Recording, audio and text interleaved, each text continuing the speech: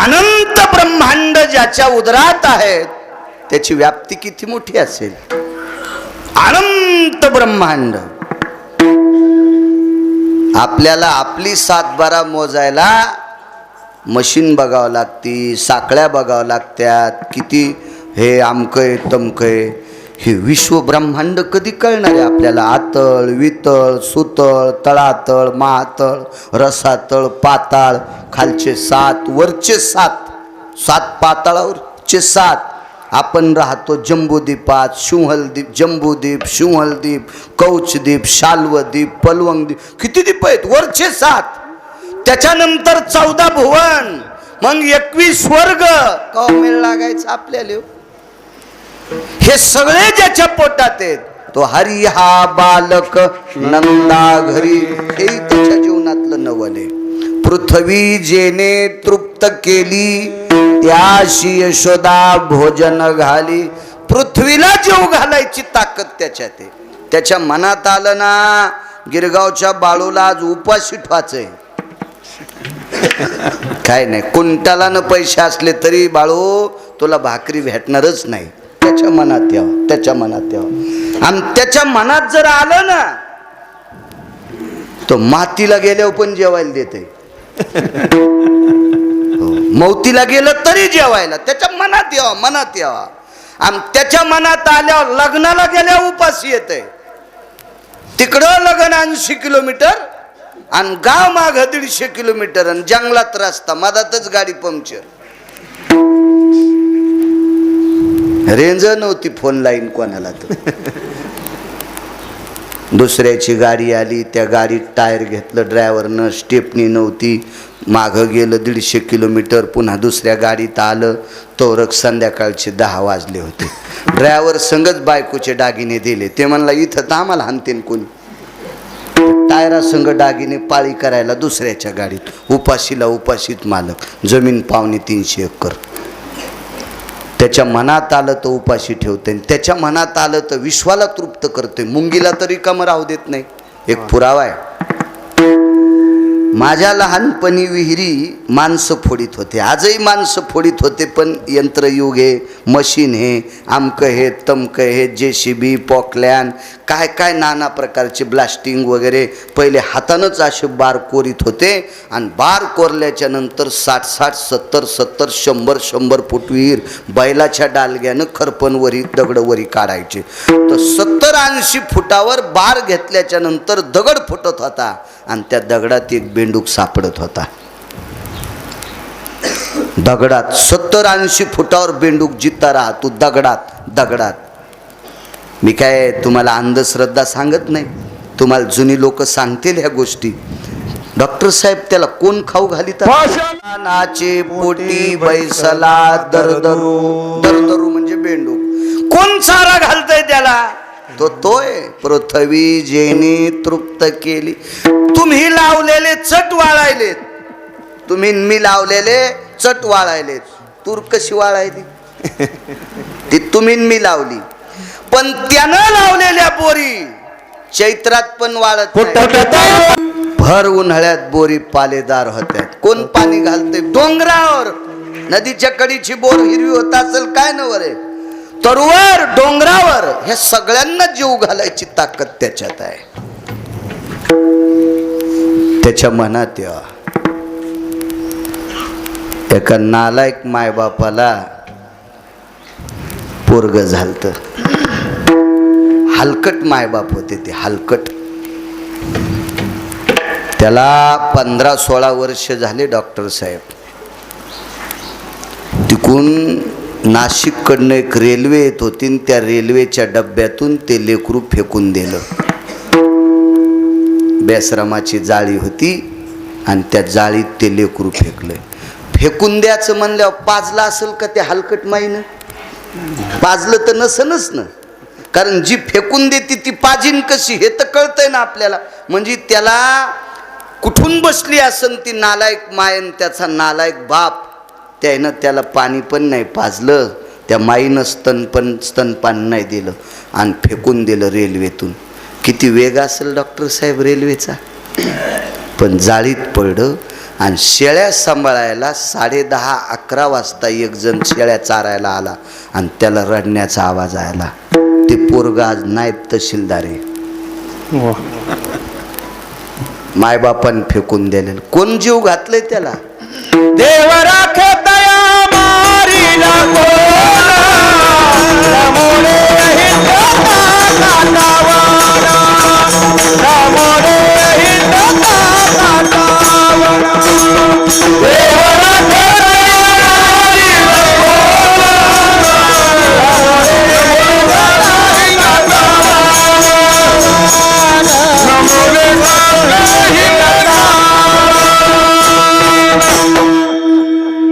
मग इतकी जगाला जीव घालायची ताकद त्याच्यात आहे. त्याशी यशोदा भोजन घाली आणि त्याला यशोदा जीव घालती. हे सुद्धा नवल आहे. विश्वव्यापक कमळापती, या विश्वात यापून उरलाय, त्याला काय करता येत नाही हो. सगळ्या गोष्टीतून एखादा अपघात असेल, काही असेल, प्रत्येकातून झेलायची ताकद त्याच्यात आहे. त्याशी गवळणी कडी घेते आणि त्याला गवळणी कडेवर घ्यायल्यात. हे सुद्धा नवल आहे. तुका मने नटधारी भोग भोगोनी ब्रह्मचारी. इथं मोठा गोड पुरावा दिला. लग्न जर माणसाने केलं, संन्यास घेतला, तर त्याला बाल ब्रह्मचारी पदवी होत नाही. ब्रह्मचारी म्हणतील पण बाल नाही. का नाही? कारण लग्न केलं ना त्यानं अगोदर. मग या मालकाचे तर 16,108 ओरिजिनल लग्न, 16,108, 16,107 महिला आणि त्याच्यात एक अस्वलीन, ऋषाची कन्या, ऋष म्हणजे अस्वल, अस्वलाची कन्या जामवंती, असे 16,108 लग्न केले. चार्वाकाचा संदेश आहे, तत्वज्ञानांचा संदेश आहे. श्रुतिशास्त्र सांगतंय की हा ब्रह्मचारी. का? देवानं ज्या ज्या स्त्रीशी लग्न केलं त्या 16,108 सोडून बाकीच्या प्रत्येक स्त्रीला तो माय म्हणत होता. माय माय हे त्याचं नीतिमूल्यांकन होतं. म्हणून तो ब्रह्मचार्याच्या यादीत आहे. आपल्यालाही हजारो पटीनं ब्रह्मचार्याच्या यादीत जाता येते. स्वभार्या सांडोनी जाना, जष्टती माते समाना, कनिष्ठ भगिनीची आपणा, ऐक बापा नरोत्तमा.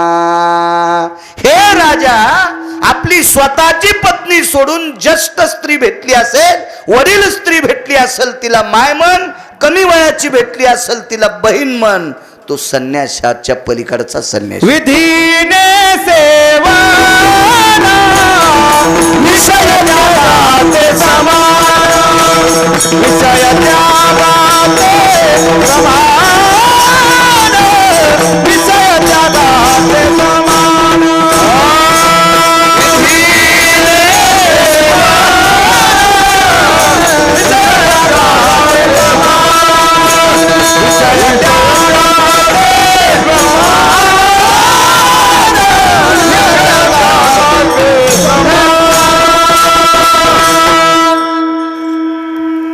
विधीच्या, शास्त्राच्या, नियमाच्या चौकटीत वागणारी माणसं विटेवरच्या मालकाला आवडतात. ते त्या सगळ्या गोष्टीचे पात्र शुद्ध ठरतात. एका साधून परीक्षा घेतली, देव खरंच ब्रह्मचारी आहे का बघा म्हणे. त्या साधूला जीव घालण्यासाठी देवाच्या धर्मपत्न्या स्वयंपाक घेऊन गेल्या. भाजी पोळी, पुरणपोळ्या, कढी, आमटी, भजे, धिरडे, दापाटे, काय काय 56 भोग. आणि त्या महाराजाला जीव घालायला. महाराज जेवल्याच्या नंतर अचानक वरी पाऊस पडला आणि यमुनेला पूर आला. पूर आला. पूर त्या गंगेच्या तीरावर आल्या आणि महाराजाकडे गेल्या. महाराजांनी सांगितलं, वापस कस काय आल्यावर? म्हणलं पूर आलाय नदीला, पूर आलाय, पूर पूर पूर पूर. बर जा म्हणे, मग नाव सांगा त्या गंगेला. वक्ते बाबा दृष्टांत सांगायचे. दोघांची ताकद भारी, पंढरपुरातल्या मालकाची बी ताकद भारी आणि समोरच्या साधूचं नाव होतं दुर्वास, त्याची बी ताकद भारी. एकूण मालकान सांगितलं म्हणा 16 सहस्र भोगोनी नारी. हो, हे काही असं गाथ्यातलं नाही बरं का, लावलेलं पण जोडलेलं आहे प्रमाण, पण आहे पण दुसरं आहे त्याच्यासाठी वेगळं प्रमाण नाही. तसं इचकितच नाही गिरगावकर. विठाला विठाला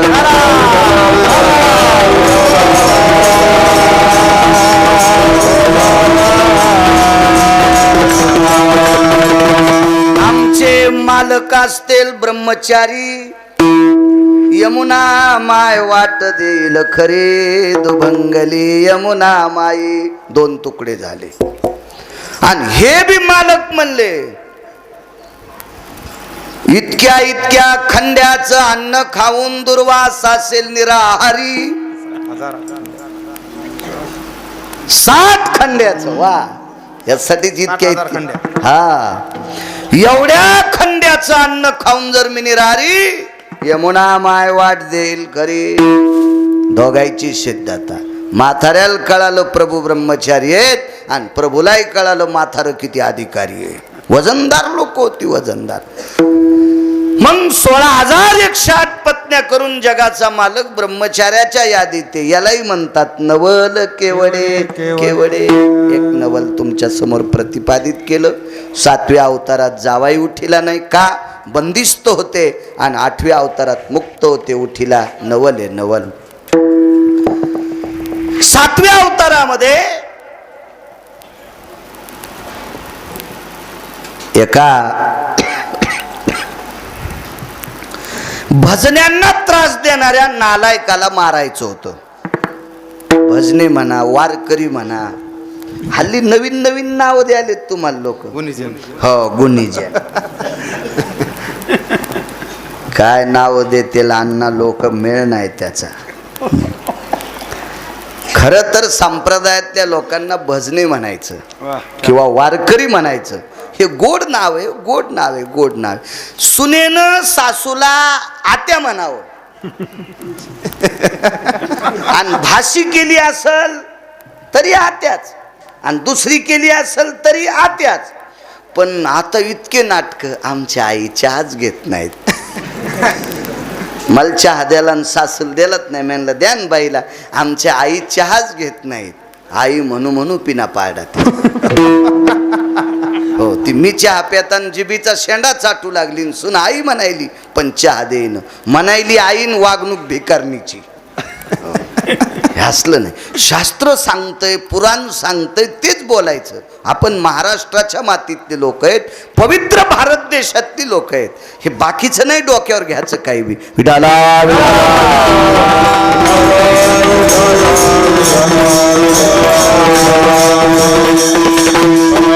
नालायक व्यक्तीला मारायचं होतं, तो भजन्यांना त्रास देऊला. ऋषी मुनी योगी जपी तपी सिद्ध अनुरागी अशा लोकांना त्रास देऊ लागला. हा संप्रदाय ऋषी प्रणीत आहे, हा संप्रदाय मुनी प्रणीत आहे, हा संप्रदाय वेद प्रणीत आहे, हा संप्रदाय शास्त्र प्रणीत आहे, आणि हा संप्रदाय पुराण प्रणीत आहे. एखाद्या नालायकाची जहागिरी नाही. विठाला विठाला.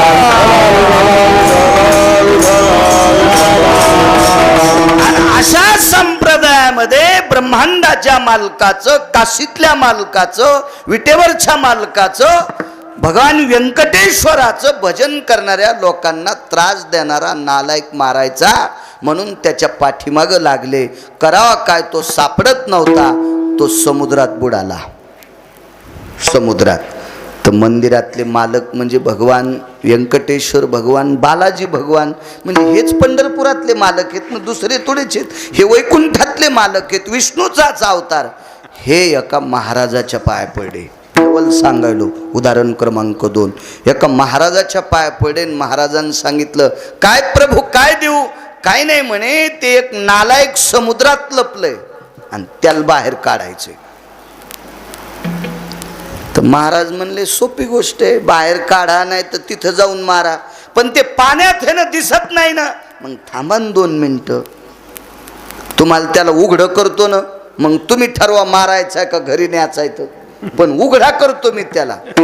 तो विटेवरचे मालक हे बालाजी भगवान म्हणले उघडा कसा मला करताय ना तुम्ही कसं करतात करतो म्हणे जरसं थांबा चला समुद्राच्या कडेला समुद्राच्या कडेला गेले लहाने गुरुजी एक थेंबर पाणी घेतलं आचमनाला काय तांब्याचं घेत असतात का आचमनाची एक पळी असती आणि ती पळी उगी असते उंदराच्या कानावानी बारीकशी पळी त्याला आचमनाची पळी म्हणते आणि ती पण भरून घेत नसते त्या पळीत इतकंच पाणी घेत असते ते पाणी जर तळ हातावर टाकलं तर त्याच्यामध्ये उडदाची एक डाळ म्हणजे पूर्ण उडीद नाही एक डाळिंबी त्याच्यात भिजली पाहिजे वरी झालं कमी झालं तरी पाप जास्त झालं तरी दारू पेल्याचं पाप आणि कमी झालं तर मांस खाल्ल्या इतकं पाप असते कर्मकांड इतकं कर्मी आचमन करावे वा वा वा माश मात्र जळ घ्यावे हा, किती माश मात्र जळ हा घ्यावे. तुम्हाला कालांतरानं तुम्हीच माझ्या जागेवर कीर्तन करायचे आता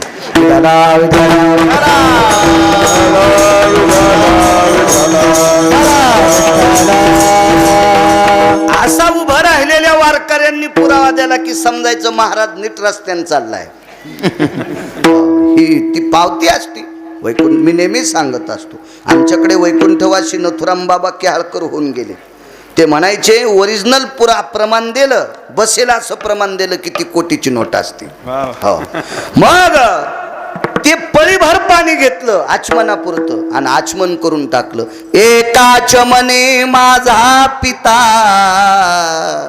जयाने प्राशिला कोण म्हणतंय लक्ष्मी कोणाला म्हणायली सरस्वतीला एकाच मने माझा पिता जयाने प्राशिला म्हणून मी बहुभीते गया साधू कुळाला त्या साधूचं नाव होतं डॉक्टर साहेब महर्षी अगस्ती एका आचमनात एक घोट्ट लांब सोडून द्या एका आचमनात पिऊन टाकला समुद्र तर आमचा एक पाहुणा म्हणला मी तर 9 सागर पेतो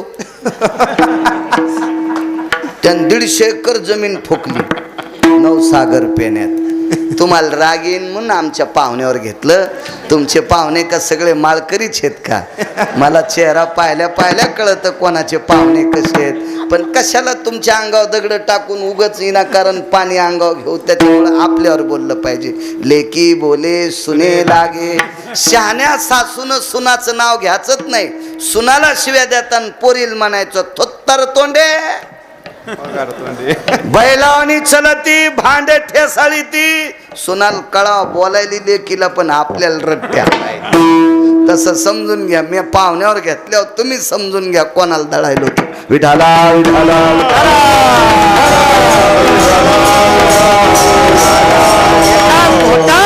आचमनात समुद्र पिऊन टाकला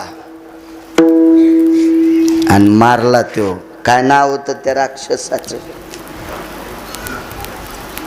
किती रामायणकार फुकल्यावर सुधरतान पहिली मला गोळी घाला दम नाही रामायण सांगायला ना ऐकणाऱ्याला असेच सांगत येत रामायण उग स्टेज मोडे काय काय ना हे ढिले स्टेज हे नाही हे आधीच मोड पहिलाच हालायला आणि त्याच्यात मी 82 किलोचा गड्डा आहे पुन्हा यान ते जास्तच मोडून जायचं आहे का नाही आमच्या इथे एक रामायण वाचायला आले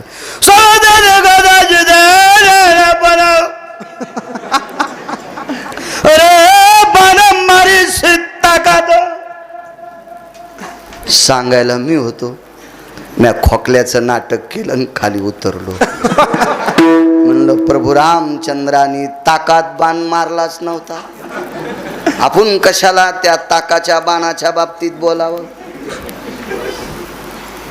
त्याच्या दुसऱ्या वर्षी तोच अध्याय सांगायचा योग मला आला पण वाचिनार गोड आला बाण मारी सीताकांत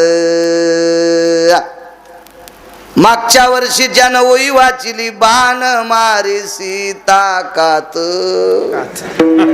सीताकांत शब्द दळून टाकला असं रामायण वाचिल्या कसे माणसं सुधरते हाय का नाही चुके चुके चुके त्रिशरा खर दूषण ते चतुर्दश दळ घेऊन गिरी लंघित लंघित जाण स्थळी पातले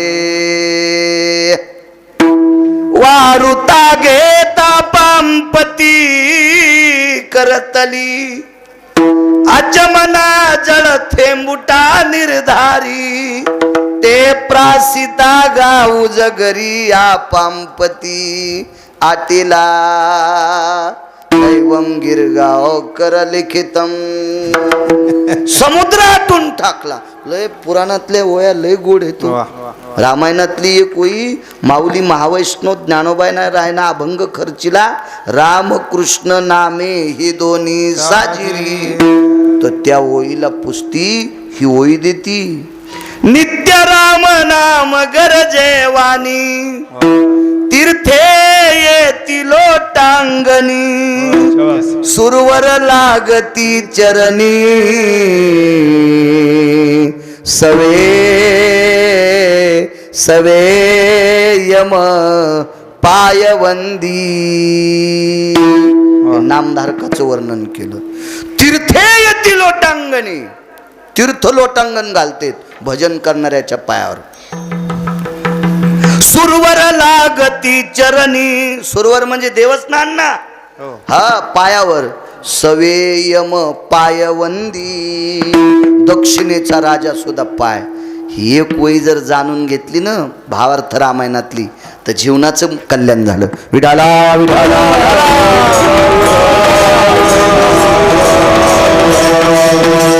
चंद्राकृती बाण छेदिला निशाचर तो सगन अपांपती कोरडा केला. चंद्राकृती बाण मालकानं सोडा आणि राक्षस मारला. परंपरा आहे आपल्याकडे. एखाद्या माणसानं एखाद्यावर उपकार केला तर नाही करता आलं तर येतो बर का राम राम, येतो बर का नमस्कार, येतो बर का जय हरी वाकणं हा आपला धर्म आहे. तर विटेवरच्या मालकाने नवल सांगायलो 7व्या अवतारात विचार केला ज्यामुळे हा नालायक व्यक्ती मारण्यासाठी मदत झाली. या महाराजाला काय द्यावं ते पैसे घेत नव्हतं. पैसे घेत नव्हतं महाराज. पैशाचा विषय त्या स्वप्नात पैसे येत नव्हते म्हणून पुराणात त्याचे नाव आहेत. म्हणून पुराणात आणि आपला केवढा मरू द्या वरीस 2 वर्ष ध्यानात राहतो. पडिले पान पालथे लय झाले तर 2-4 श्राद्ध पुन्हा काय होत असते काहीच नाही. चंद्र सूर्य आहेत अजून त्याचे नाव आहेत का गुरुजी बाटले नाही ते निष्कलंक लोक होते म्हणून त्यांचे नाव आहेत. बाटलेत नाही ते कशाला काय करावं म्हणून जेवण्याकरता डॉक्टर साहेब ते महाराज घरी नेले.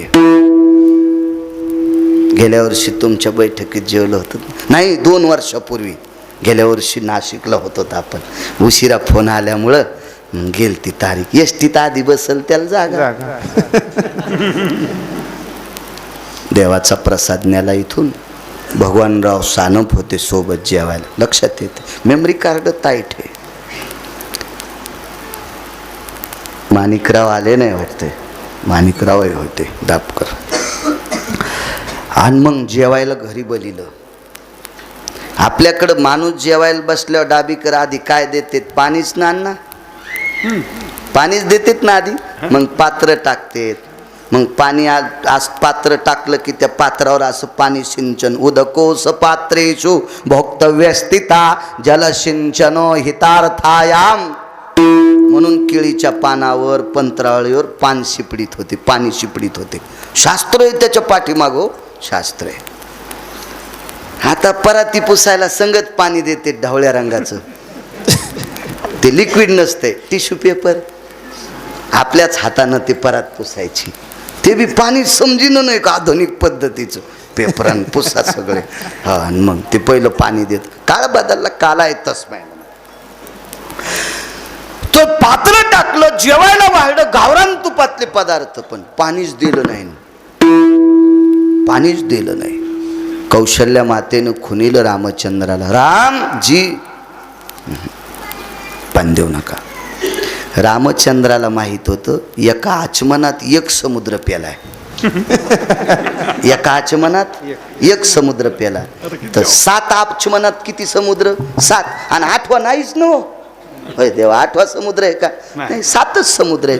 ते पण झाले. प्रियव्रताम्रहोवरा आदि चक्रानाम, प्रियव्रता रहोवरा आदि चक्रानाम दृश्यायाम देशास्थित यद्भवो आपाम पती जायते. ज्या ज्या दिशाने प्रियव्रत राजाचा रथ गेला त्या त्या दिशेने आपामपती समुद्राची निर्मिती झाली असं पुराण सांगतं बर का गिरगावकर. नाही एक जण म्हणला कशात लिहिलंय? तो खालचं खाय बापू, तो वरी तोंड पुरत नाही. कशाला वरचं खातो? शेळीनं पांदीला चरावा, गाईनं पडकात चरावा, तिफणीच्या बैलानं राखलेल्या बांधाव चरावा, हत्तीनं वरचे झाडं खावा, उठाडानं वरचं खावा, आणि सशाईनं कुठली हराळी खावा. ते म्हणते ते कशात लिहिलंय? वाची जाय सुमळ्या, वाची जाय, तुला कळेल. मग ते कळेल कळेल कळेल कळेल. फार मोठं शास्त्र आहे.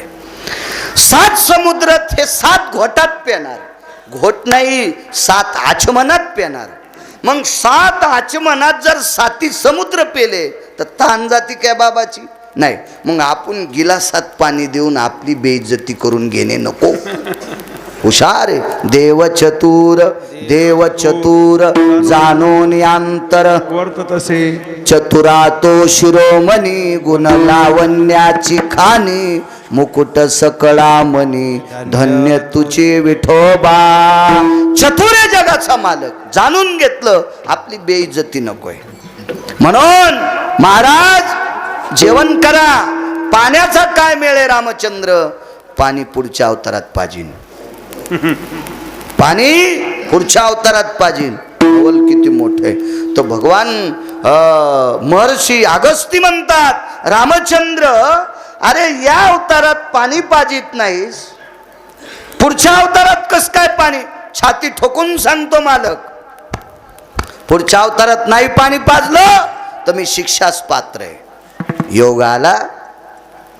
द्वापार युगामध्ये दरवर्षी इंद्राची पूजा करीत होते.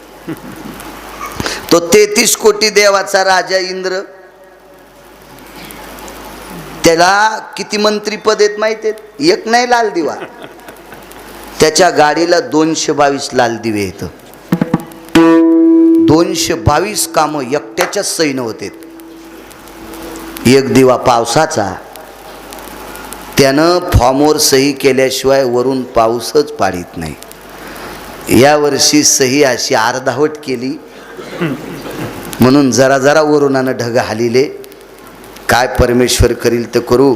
गणपती बाप्पानं जर सुख देईल तर वाटलं जगदंबाई साहेब जरा बरं पाचत्यान, पण जगदंबाई साहेबांनी सांगितलं नाही नाही नाही, थेंब नाही पाडायचा. नवरात्रीत थेंब तर नाही पाडा. आई साहेबाच्या हातात आहे. तुम्ही आम्ही ओढून काय होते राजे हो? काय आपल्यात ताकद आहे? वरच्यात ताकद आहे. हे सगळं इंद्राच्या हातात. म्हणून जुनाट लोकांनी विचार केला इंद्र वरुणाच्या फॉर्मवर सही करतो. गोकुळात मथुरेत वृंदावनात पाऊस पाडतो, गवत निघते, गायी खातात, गायी जगतात, गायी दूध देतात, त्यापासून दूध दही ताक लोणी सगळ्या गोष्टी आपल्याला भेटतात. म्हणून इंद्राची पूजा करायची. पण पंढरपुरातले मालक द्वापार युगामध्ये गोकुळात प्रगटले. आणि गोकुळात प्रगटल्याच्या नंतर तिथे सगळ्या गवळ्यांना सांगितलं इंद्र कोण पाऊस पाडणार? हा पाऊस इंद्राच्या काय हातात आहे? आणि इंद्रानं जरी पाऊस पाडला ना आपल्याकडे जर जमीनच नसती तर गवत उगतंय का? मेघाला कळतंय का? मेघाला हागंदारी कळत नाही.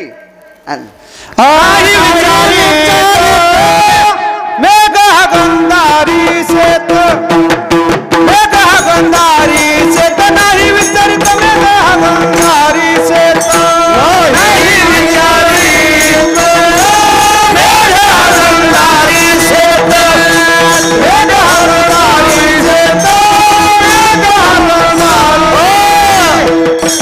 मेघाला कळतंय का?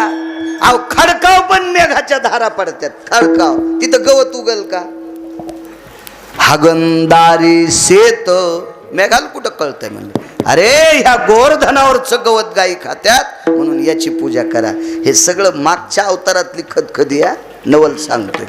आणि गोरधनाची पूजा केली. मोठ्याला राग येतच असतो. इंद्राला राग आला, खळवळला आणि इंद्रानं एका वरुणालाच सांगितलं असा पाऊस पाड की गोकुळात एक पण जिवंत राहिलं नाही पाहिजे.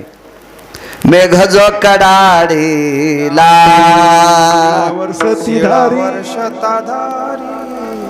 रक्षिले गोकुळ वो नकी धरे लागिरी निर्भय लोकपाळ अवतरल हारी जय देवा कृष्णनाथा राई रुक्मिणी कांता आरती ओवाळीन तुम्हा देव की सुता जय देवा कृष्णनाथा शिळा वर्षल्या धारी हत्तीच्या सोंडेसारख्या धारा पडल्या. आपण कशालाही मुसळधार म्हणतो. आमच्या भागामध्ये मुसळधार पाऊस पडला. मोटरसायकलच्या इंजिनच्या खालची जागा भिजली नाही. हितभर इंजन त्याच्या खालची जागा कोरडी आणि मुसळधार पाऊस. कशाला म्हणतात मुसळधार पावसाने? पत्राचे द्रोणे झाले पाहिजे. अकाले वर्षतम मेघम अवकाळी पाऊस त्याला म्हणतात. पन्हाळा वाटप पडलेल्या पाण्याचा खड्डा इतका मोठा व्हावा त्याच्यात 9 वघर पहावा त्याला मुसळधार पाऊस म्हणते. पथरावून पाणी झेललं तर टोपलं नाही भरलं तरी आवाजाने झाली. काय येडपटपण आहे. हत्तीच्या सोंडेसारखा पाऊस. एकाच्या अंगावर थेंब पडू द्याला नाही. हे पण नवल. सगळ्याला काठ्या लावून पर्वत उचिला हेही नवल. इतक्याला नवल नका, पुढे बघा. आणि मग शेषाला आमंत्रित केलं. शेषनारायण या इकडे. आणि मग भगवान शेषनारायण प्रगट झाले. ते शेषाच्या रूपात नाही, सर्पाच्या रूपात. सर्पाच्या रूपात प्रगट झाले. आणि एकटे शेष नाही, वासुकी आले, तक्षक आले, हे सगळे सर्प आले. आणि शेषनारायणानं आदेश दिला, ए मारारी हा तै वासुकी पातला तै स्थळी त्याला घातला सगळ्या पर्वताला. आणि एक जागा मोकळी ठेवली, एक जागा मोकळी ठेवली. तर 7 दिवस 7 रात्र पाऊस पडत होता. 14 समुद्रा इतकं पाणी. 14 समुद्रा इतकं, 7 नाही 14 समुद्रा इतकं पाणी सारखं वाहत होतं. शेषाचं आळं केलं एका जाग्याहून 14 समुद्रा इतकं पाणी. आणि मग सांगितलं, महाराज या पाणी प्याला. आलं म्हातार आणि लावलं तोंड. 7 दिवस आणि 7 रात्रा गडगड गडगड गडगड आकाशात विजा करू लागल्या. 7 दिवस आटपल्यावर म्हाताऱ्यांवरी बोट केलं, चुटकी वाजली. इंद्रा जरा हिशोबात राह. हे तुला ऐकत नाही, हे तुला ऐकत नाही. तू पाऊस बंद कर. आणि तू कवर का पाळला तर हे तुला ऐकत नाही. आणि पडलेल्या पावसात मी लोकायला मरू देत नाही. प्यास लागलो, प्यास लागलो. 7व्या अवतारातलं कर्ज द्वापार युगात मुक्त केलं. 14 समुद्रा इतकं पाणी वाहत होतं. अगस्तीला आमंत्रित केलं. आणि आपल्या वचनातून द्वापार युगात पंढरपुरातला मालक मुक्त झाला. म्हणून डाबीकर दुसऱ्या कडव्यात म्हणतात, नवल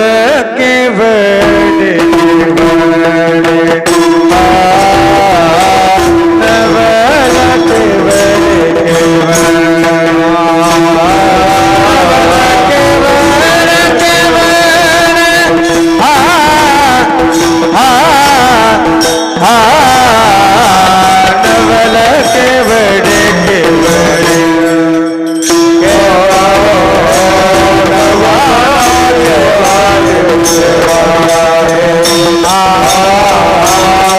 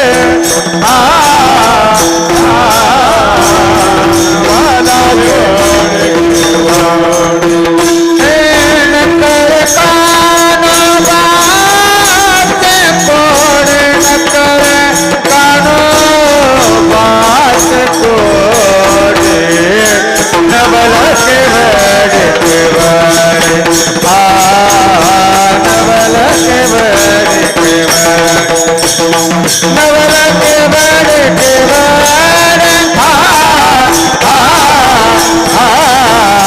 नवल केवळ केवळ